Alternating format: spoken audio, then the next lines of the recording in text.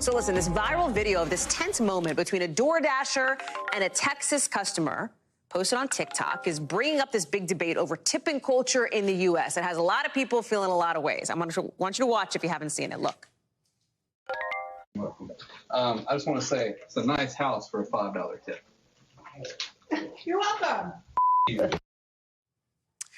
Ooh, so sounds like a little bit of an expletive there from the Dasher, kind of an attitude. $5 tip on a $20 pizza. So that's, a 25% tip. Then in a series of posts, the DoorDash customer who got the exchange on her Ring camera, doorbell camera or whatever, said, how much should I be tipping on a $20 pie? She says she herself has worked in the service industry for more than a decade and tips, in her words, very well.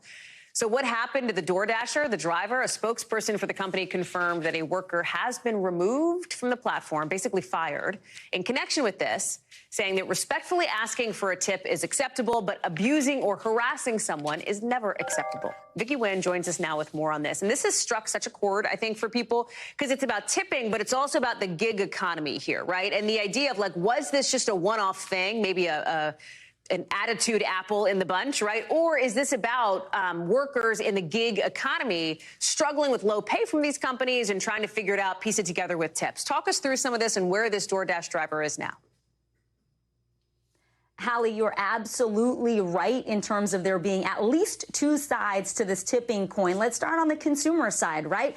There's a bit of tipping fatigue happening right now. You've been there, I've been there. Someone hands you a donut and they turn the little screen around and suddenly it's, do you want to tip 15, 20, 25%? There are all these people in the line behind you. You feel almost like you got to tip something. It's a tough time out there. But on the other side, take a look at what DoorDashers actually make. There's really an argument that if you pay people a living wage, they're not going to be so aggro. DoorDashers make anywhere between $2 and $10 per delivery based on time and distance. Now, I don't know exactly where in Texas this woman lives, but is there an argument to be made? Maybe you have a super long drive, or you live way out somewhere in the boonies, and maybe $5 on a $20 pizza isn't generous enough. But the bottom line is it's never an excuse for dropping the F-bomb and behaving in that manner, and that is why DoorDash ended its relationship with that driver.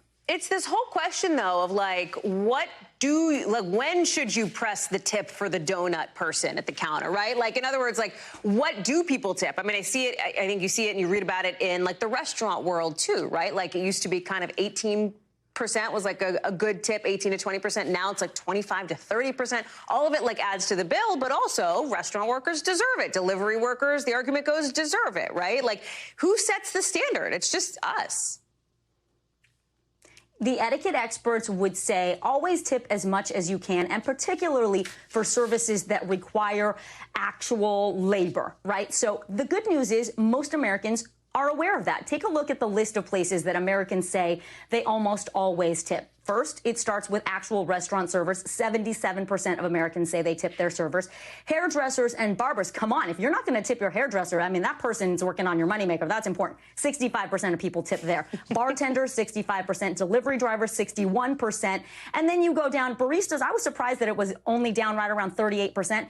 Here's the thing. Creditcards.com just did a survey, Hallie, and they are finding that Americans are less generous than we were during the pandemic, and even less generous than we were back in 2019. One big factor could be inflation. It really is hitting everyone. So here's the thing. Carry small bills. Cash is almost always more appreciated than just adding that amount onto your credit card. So even if you can only tip $1 or $2, it's very appreciated.